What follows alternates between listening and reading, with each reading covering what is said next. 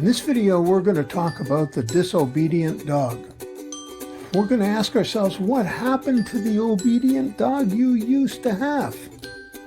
Well, that dog grew up. And teenage dogs tend to stop listening. Your teenage dog probably ignores you, does whatever it feels like, disobeys and disrespects you. Well, fear not. Let's take a look at why your dog is disobedient and what you can do about it without being cruel, no matter what phase of behavior your dog is in. You see, dogs are wonderful creatures with some of the great aspects of human behavior and almost none of the bad aspects we have. Your dog isn't trying to defy you or to be disobedient. These are human thoughts and dogs just don't have them. Most of dog disobedience is caused by misunderstandings. Your dog may simply not know what you want it to do. Almost all dogs want to please you, but you need to be very clear as to what they're supposed to do. For example, my friend Dave works in an office. He mostly has time to play with his dog on the weekends. And when he does, he dresses in casual clothes and they romp around and have fun. And Dave has no problem if his dog jumps up because the clothes he's wearing are, well, dog clothes. But if Dave comes home from the office and the dog jumps up on him, should Dave be mad at the dog's disobedience? Does Dave really think his dog knows the difference between casual clothes and business attire? Does the dog know expensive clothes from warm doggy clothes? You see, dogs just don't think like that.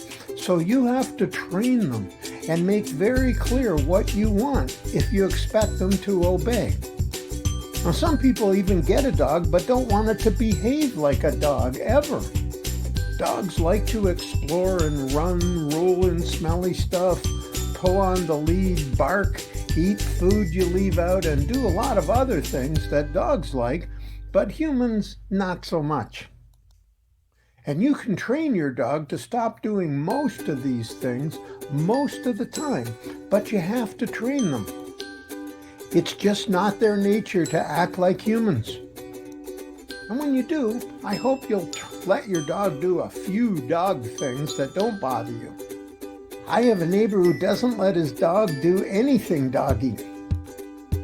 He expects his dog to act like a polite, clean human. So, if you want a dog, try to let them keep some doggy behavior that they enjoy and that you can live with. Now, back to the topic at hand here. When did the obedience start? Did it start when the honeymoon was over?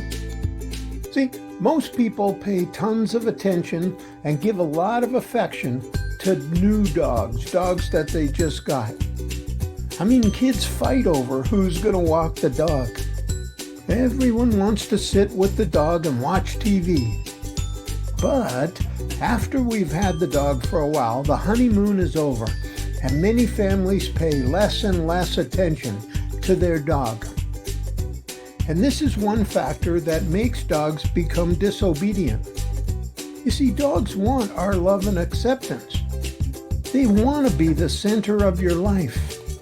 They want your praise, telling them they're doing a good job with the family. And if you give up on giving these things, your dog may decide there's nothing in it for them to obey you, and that even negative attention is better than no attention at all.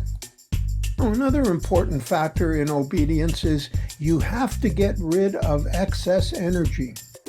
To get your dog to obey, you need to be sure they are not overexcited and full of energy.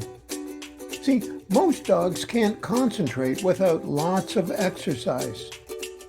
Yes, energy and excitement are the enemies of obedience.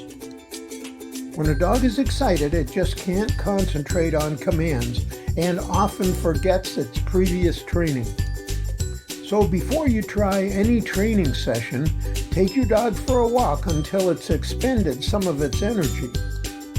And then be calm and confident. Don't excite the dog with a lot of baby talk or any form of excitement.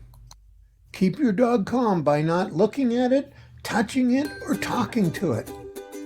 Eventually, your dog will probably sit or lie down. And when that happens, you're ready to start training.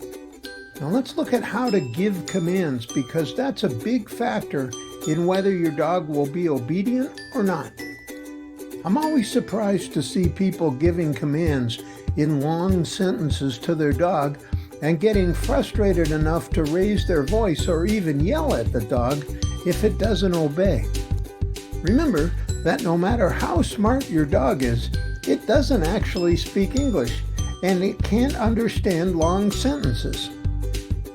And remember that yelling just gets the dog more excited, so it'll be even less receptive to your commands. When you're training your dog, you need to think about what's in it for your dog to obey you. Dogs tend to not obey if there's nothing in it for them to do so. Your dog will react well if you treat it right and use consistent commands. Now, if your pup is afraid of you because you yell, hit it, kick it, it will not have a desire to obey. Also, if it knows you're going to give treats or praise or petting, love and excitement, it will want to obey because it wants this attention from you and it wants to feel that it's doing a good job. So think about what's in it for your dog to be obedient, and you're going to be amazed at how much more you can make them want to obey. Now, the entire family has to be consistent with a dog. Consistency is critical to helping your dog obey. Every member of your family should give exactly the same commands in the same manner, so your dog will know what you want it to do. So, for example, if you give a command like Rover, in the car, to tell your dog to get in the car, and your spouse says, Rover, in the back, and your child says, Rover, get in the car, stupid, your dog will have no idea what you're talking about and will probably not obey. For that reason, you should rehearse every member of your family on saying the dog's name, saying the exact same command in the same confident and calm manner when you give a command. Consistent commands are essential to achieving dog obedience. You don't need to rely on verbal commands exclusively. If you want an obedient dog, you should consider using hand signals as well as verbal commands, and maybe using them both at the same time. See, humans are used to verbal commands because we're used to communicating with our voices. However, dogs use sight, smell, and sound more than words to communicate, and hand signs are very easy for them to understand. If you use a sign consistently that reminds your dog what the command you're saying means, it seems to make it easy for the dog to obey.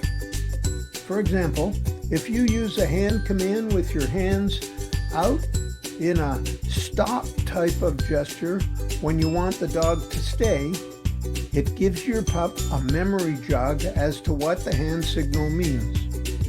Using hand signals combined with verbal commands are very effective. Hand signals also have the advantage that they can be used in situations where you need to be very quiet or when the dog is too far away to hear the words clearly.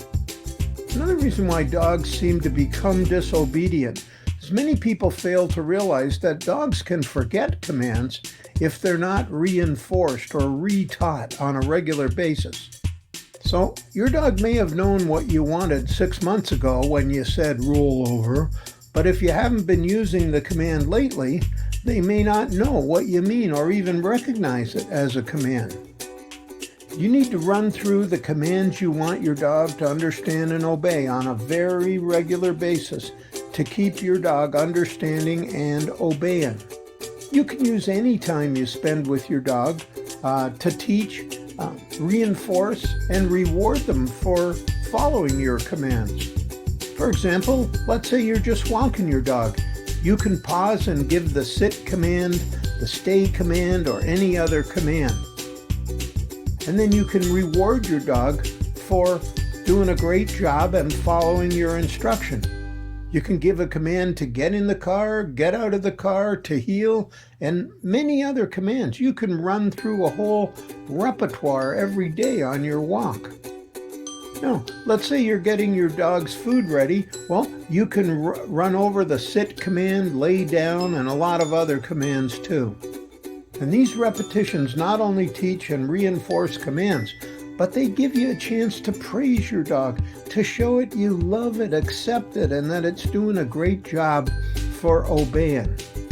And that's what makes your dog bond with your pack, feeling that it's doing a good job, that it's respected and the pack loves it. Yep, that's what makes a dog want to obey. Now, I want to say a bit about when your dog's at the dog park, and I call this section "All Bets Are Off at the Dog Park." I call it that because I suggest that you don't expect much obedience when you're at the dog park. You see, the dog park is one of the few chances your dog has to be a dog. It's off the lead, so it gets to take in the sights and smells and meet other dogs, sniff, play, go where it wants. That's freedom that your dog waits for a lot. It's an opportunity to be off lead and explore. Be kind to your dog and let it enjoy this precious time without being obedient. You're not only giving your dog a gift, but let's face it, the chance of your dog obeying all your commands in the dog park is probably small. There's just too many distractions for most dogs. So I hope this video has inspired you as to how to have an obedient dog, even a teenage dog, who loves you and wants to willingly obey. For more blog posts, videos, and our store, visit us at www.dogandpuppystuff.com. Also, please share this post with a friend who loves dogs and subscribe to our channel.